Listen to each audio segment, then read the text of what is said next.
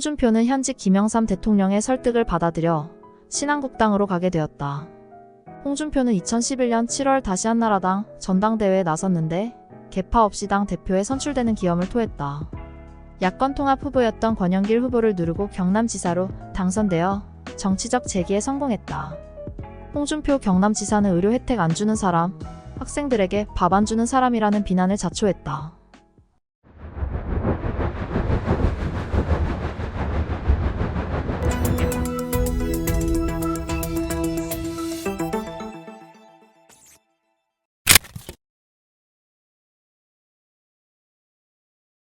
모래시계 검사로 언론의 집중적인 조명을 받던 홍준표는 당시 여당이었던 신한국당은 물론이고 김대중의 새정치국민회 그리고 노무현 등이 포진되어 있던 민주당으로부터 집중적인 입당 제안을 받았다.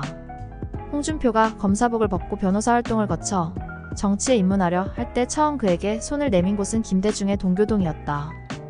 홍준표는 당시 새정치국민회의 김대중 총재와 함께하는 오찬에 초청되었다.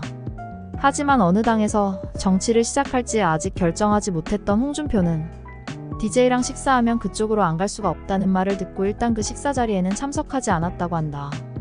그날 밤 늦게 노무현을 비롯한 민주당 사람들도 홍준표를 찾아와서 거듭 입당 제안을 하기도 했다. 몇 시간 후 당시 김영삼 대통령의 절대 신임을 받던 강삼재 신한국당 사무총장이 찾아와 홍준표의 신한국당 입당 문제를 최종 조율하고 그간 말 많고 탈 많았던 홍준표의 신한국당 합류가 결정된다. 당시 김영삼 대통령이 홍준표에게 직접 전화를 걸어 정치를 함께 하자고 제안하면서 문민정부에서 큰 사람이 왜 야당으로 가려 하는가? 라는 말을 듣고 홍준표는 신한국당 입당 결심을 굳혔다고 한다. 홍준표가 노무현의 제안을 끝내 거절하고 신한국당에 들어가게 되자 노무현은 홍검 그렇게 살면 안 돼요. 라고 화를 냈다고 한다. 홍준표는 1996년 뜻이 크고 기계가 있어서 남에게 얽매이거나 굽히지 않는다는 척당불기를 좌우명으로 제15대 국회의원 선거에 송파갑 신한국당 후보로 출마해서 현직 의원인 자유민주연합 조순환 후보를 누르고 국회에 입성했다. 당시 그는 초선의원에 불과했지만 노동 최저 연령 상향 법안을 발의해 통과시키는 등 초선부터 존재감을 드러냈다.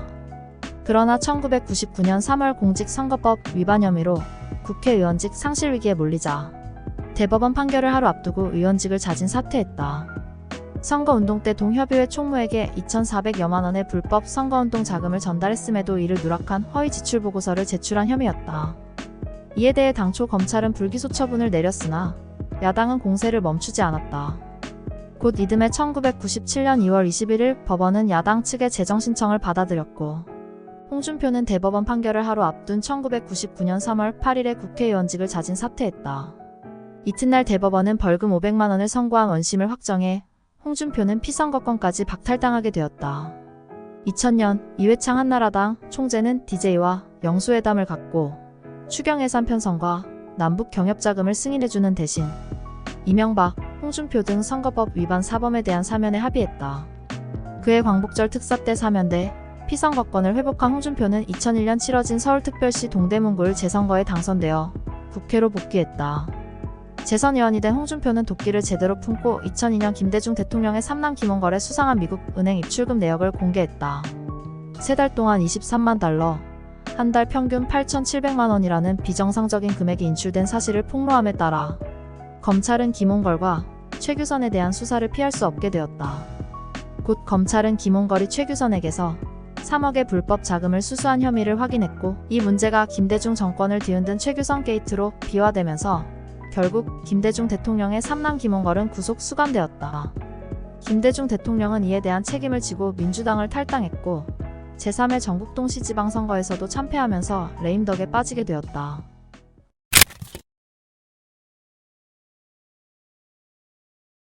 2004년 실시된 제17대 국회의원 선거에서 홍준표는 한나라당의 다른 후보들과 달리 노무현 탄핵 역풍을 뚫고 서울 동부권에서 유일하게 당선되었다. 이때 2위 득표자였던 열린우리당 허인혜 후보와의 차이는 1.28%, 1,008표 차이였다. 보수정당의 몇 안 되는 서울 다선 3선 중진 의원이 된 그는 단숨에 거물급으로 부상하였다. 2005년에 고위공직자, 사회지도층 및 원정 출산자에 대한 병역 기피를 막기 위해 국적법 개정안을 발의했다. 속지주의를 택한 국가에서 태어나 이중 국적을 유지한 채 병역을 이행할 연령이 되면 국적을 포기하는 것을 막기 위한 취지로서 병역을 마치기 전에는 국적을 버리지 못하게 하는 내용을 담고 있었다. 이런 개정 국적법은 이른바 홍준표법이라는 이름으로도 알려져 있다. 2002년 유승준 병역 기피 사건 이후 국적 포기와 복수 국적에 대한 국민들의 부정적인 시선이 하늘을 찌를 때라. 곧 국민들의 폭발적인 반응으로 이어졌고 당시 김근태 보건복지부 장관에게 큰 칭찬과 격려를 받기도 했다. 홍준표는 2006년 제4회 전국동시지방선거를 앞두고 서울특별시장 당내 경선에 나섰다. 그러나 막판에 오세훈에게 밀려 석패했다. 17대 국회 후반기에는 환경노동위원회 상임위원장 자리에 올랐다. 2007년 제17대 대통령 선거 당시 한나라당 경선에 서민 대통령을 표방하며 출마하였으나 사위로 고배를 마시고 고대 선후배 사이이며 의원직 사퇴 후 미국에서 함께 시간을 보낸 적이 있던 이명박 후보를 지지하였다.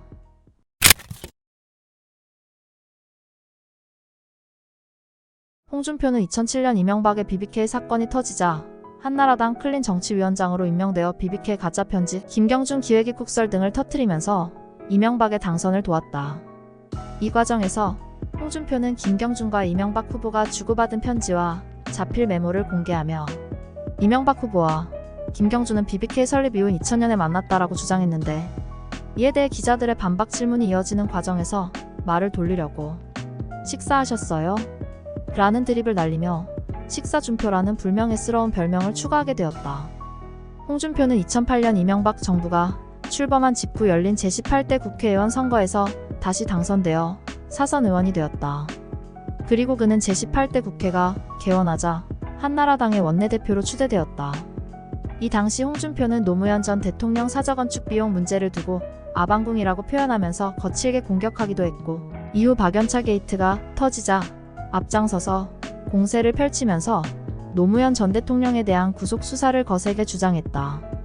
홍준표는 2010년 4월에는 사회취약계층의 대학 등록금을 차등하는 법안을 발의했고 얼마 후 한나라당 서민정책특별위원장을 맡아 사채업계의 대출 최고이자율을 연 25%에서 30% 수준으로 제한하는 방안을 추진한다고 밝혀 제2금융권과 대부업체들의 강력한 반발을 불러왔다. 이후 홍준표는 2010년 7월 한나라당 전당대회에서 당 대표에 출마했지만 검찰 선배 안상수 후보에게 밀려 낙선한다. 이때 TV토론에서 홍준표가 안상수의 부정적인 과거를 전부 털어버리면서 큰 이슈가 되었다.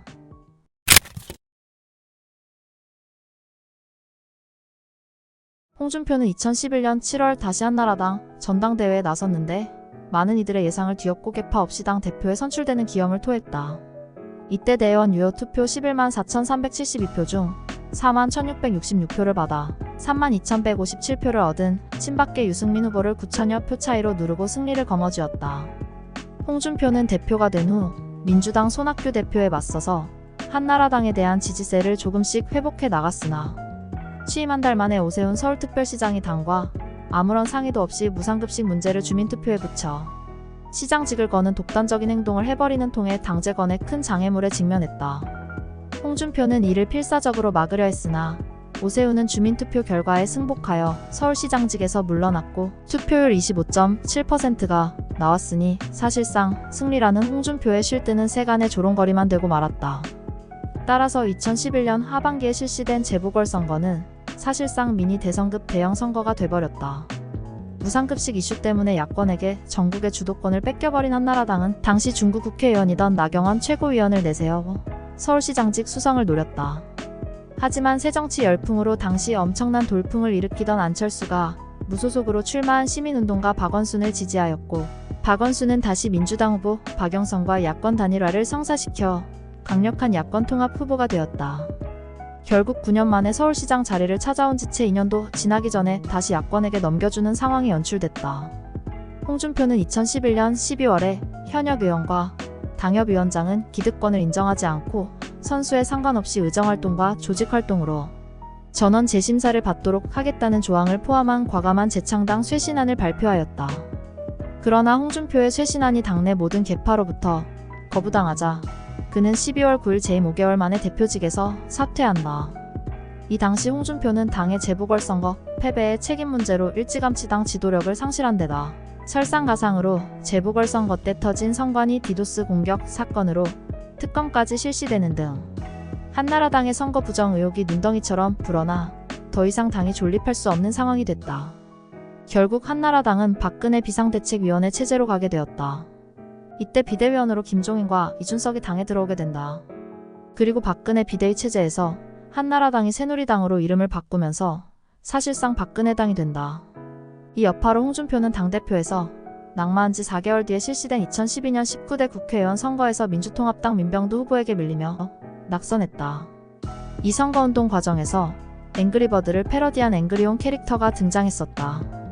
이때 홍준표를 지켜본 수많은 정치인들은 이것으로 홍준표의 정치 생명은 완전히 끝났다고 평가했다.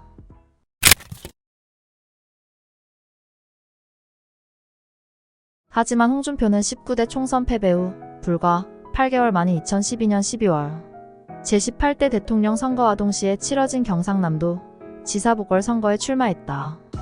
홍준표는 전임 김두관 경상남도지사가 민주통합당 대선 경선 출마를 이유로 자진 사퇴하는 바람에 공석이 된 경상남도지사 재보궐선거에서 야권통합 후보였던 권영길 후보를 누르고 당선되어 정치적으로 재기하는 데 성공했다.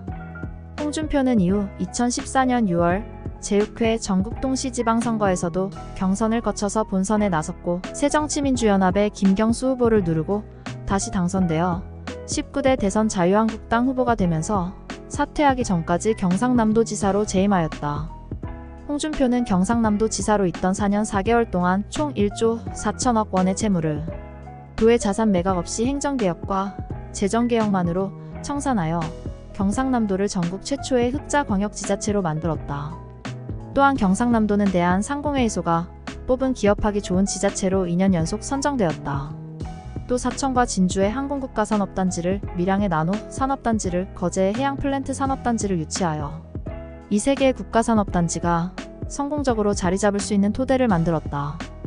또 거센 비난을 받았던 2015년 경상남도 학교 무상급식 폐지 논란 당시 저소득층 자녀들을 대상으로 여민동락 카드를 통해 가난한 가정 학생들이 더 많은 재정 지원을 받으며 공부할 수 있도록 하는 서민자녀 교육지원 4단계 사업은 큰 호평을 받았다.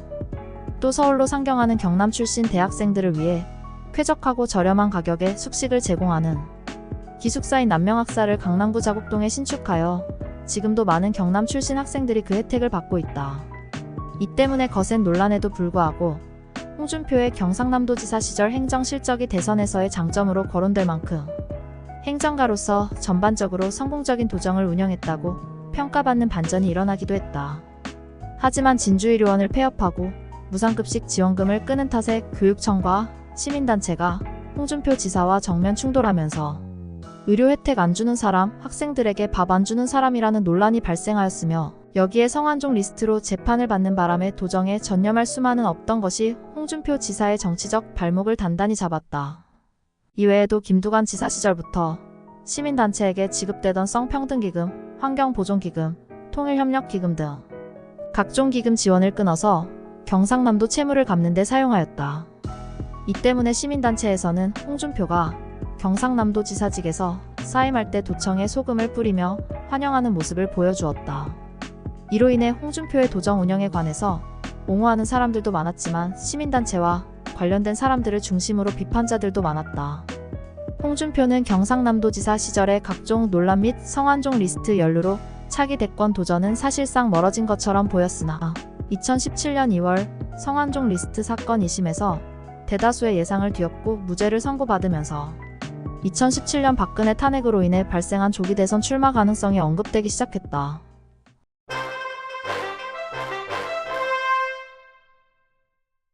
홍준표 이야기는 다음 영상 홍준표 3부에서 이어집니다.